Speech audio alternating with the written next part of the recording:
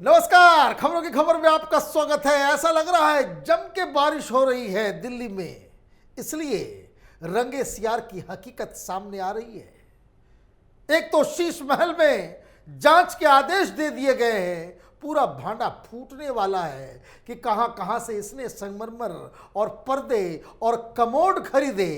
तो वहीं कोर्ट से एक और बहुत बड़ा झटका और ऐसा तमाचा कोर्ट से मिला है अरविंद केजरीवाल और उसकी राजनीति को कि आप सुनेंगे, कोर्ट के आदेश को सुनेंगे तो आप सिर पीटेंगे कि जिन लोगों ने इस शख्स, इस नटवरलाल के ऊपर भरोसा किया, उसका भरोसा कैसा चकनाचूर हुआ है। खबर आ रही है कि कोर्ट के आदेश के खिलाफ अब यह स्थिति पहुंच गई है। I love you Manish Sisodia campaign चल रहा था, बेल की सुनवाई हो रही है तो आंदोलन किया जा रहा है कि भाई रिहाई किया जाए। क्यों रिहाई चाहिए भाई? रिहाई कानून के हिसाब से होगा।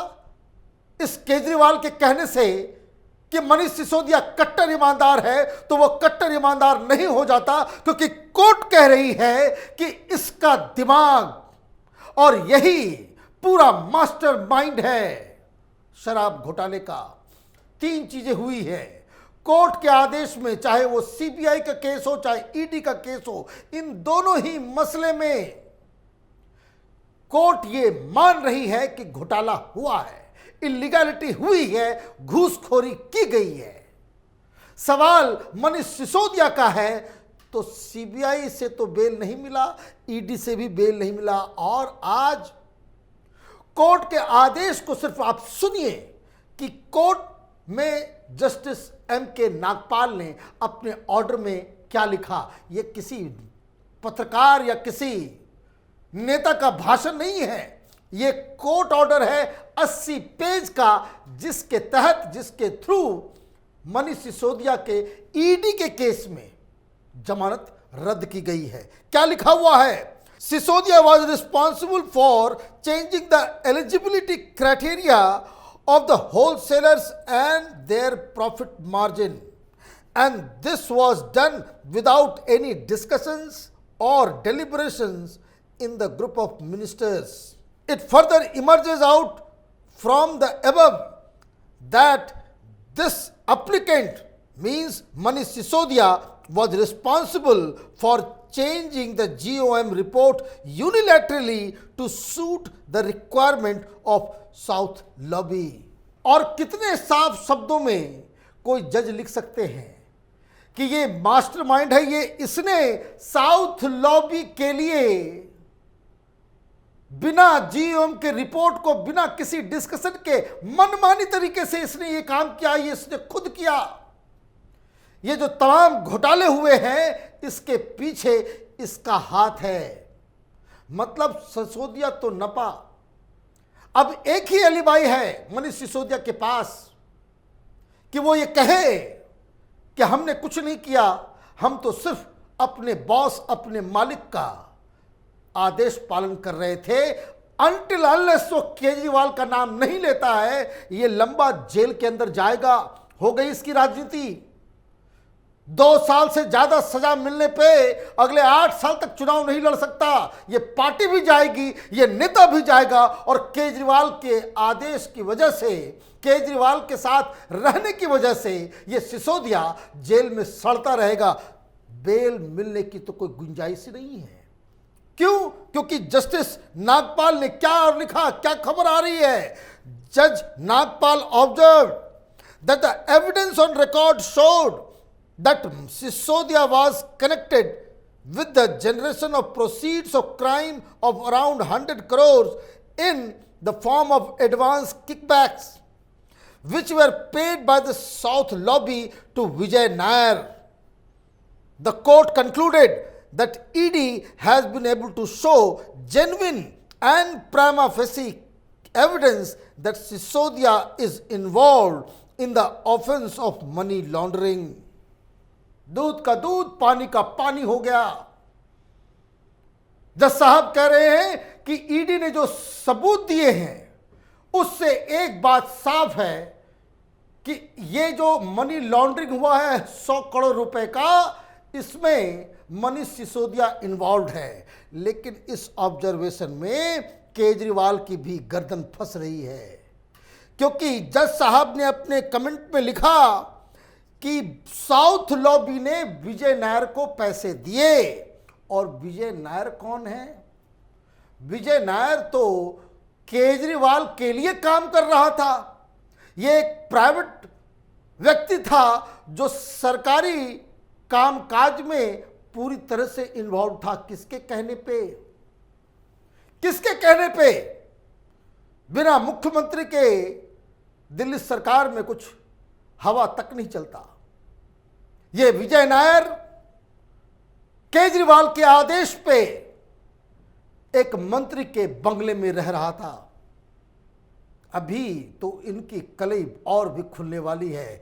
ये जिस तरह के स्टेटमेंट्स आ रहे हैं, इसमें कोई शक और शुबह की कोई गुंजाइश नहीं है कि अगला गर्दन केजरीवाल का नपने वाला है इस शराब घोटाले में।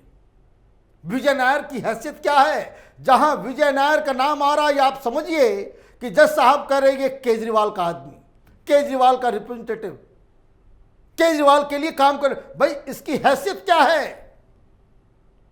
कोई आदमी, साउथ लॉबी के लोग एक इवेंट मैनेजर को 100 करोड़ रुपए क्यों देंगे? किसके कहने पे देंगे? किसके लिए पैसा इकट्ठा कर रहा था और कहां यह खर्च हो रहा था, कहां इसने पहुंचाया? इन सब का नार्को एनालिसिस होना चाहिए। ये गद्दारों का, विश्वासघातियों का नार्को एनालिसिस होना चाहिए। ये अपने आप ये सारे लोग उगलना शुरू कर देंगे कि केजरीवाल के कहने पे हमने किया। क्यों? क्योंकि अब आगे सुनिए क्या जज साहब कह रहे हैं। बहुत सारे सवाल इस जजमेंट में उठाए गए हैं।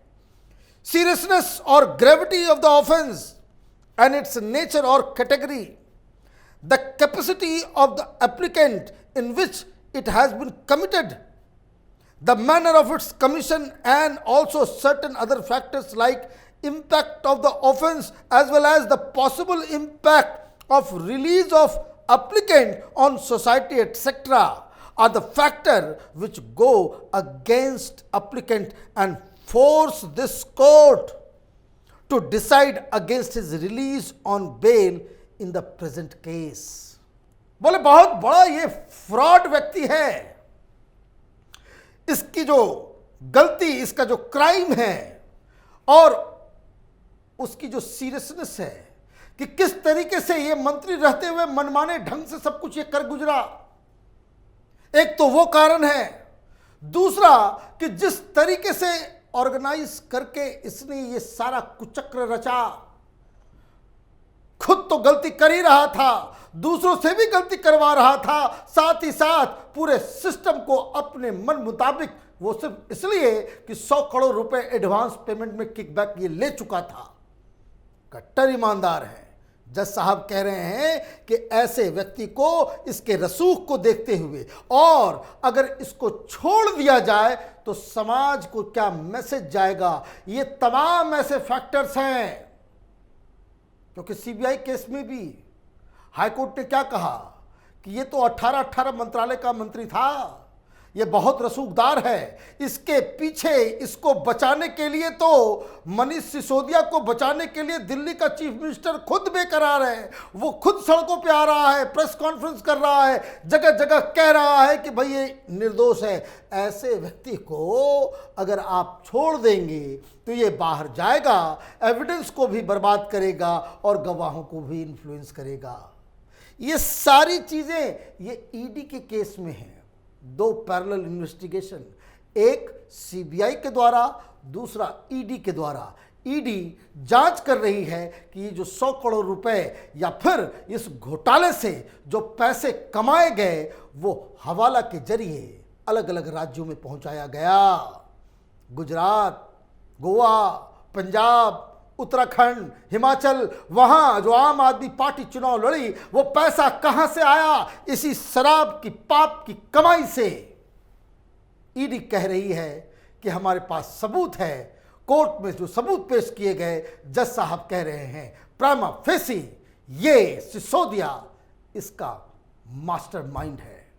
मतलब कहां गया भाई वो केजरीवाल का दलील? घर में कुछ नहीं मिला, हर जगह छापेमारी हो गई, कट्टर ईमानदार है, फंसाया जा रहा है, ये तो स्कूल दे रहा था, कहां गया वो प्रोपेगेंडा बच्चों से लिखवा रहे थे? We miss you Manish Sisodia. सब तमाशा खत्म।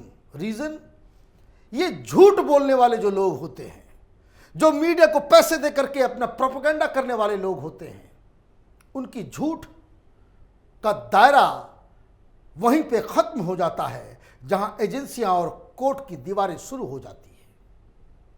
कोर्ट के अंदर भाषण नहीं चलता, कोर्ट के अंदर साक्ष्य और सबूत देने होते हैं। अगर साक्ष्य और सबूत ईडी और सीबीआई के पास नहीं होते, डांट खाकर ये इन्वेस्टिगेटिंग ऑफिसर्स जजेस के डांट को सुनकर ये वापस आ गए होते, केस खत्म हो गया होता। बहुत सारे केस हम लोगों ने देखे भाई। अर्नब गोस्वामी के ऊपर तमाम चार्ज लगाए गए, क्या हुआ? एक हियरिंग में सुप्रीम कोर्ट ने कहा ये बकवास बंद किया जाए। डांट डपट के उद्धव ठाकरे की सरकार, उसके वकील को डांट के भगाया गया, उसको रिलीज किया गया। यहां तारीख पे तारीख, तारीख पे तारीख लग रही है। कम से कम अब तक तो दर्जनों फैसले आ चुके, कभी लोअर कोर्ट से, कभी सेशन कोर्ट से, कभी हाई कोर्ट से, कभी ईडी के कोर्ट से, कभी सीबीआई के केस में। अब तक जितने भी फैसले आए हैं, एक बार भी, एक सेंटेंस भी इन घोटालेबाजों के फेवर में नहीं आया। मतलब साफ है, यह आम आदमी पार्टी की नैया डूबेगी। शराब के समंदर में यह सिसोदिया भी जाएगा और अगला नंबर केजरीवाल का आएगा। आप देखते रहिए कैपिटल टीवी। हमारे वीडियोस को लाइक कीजिए, शेयर कीजिए और हमारे चैनल को सब्सक्राइब कीजिए। धन्यवाद।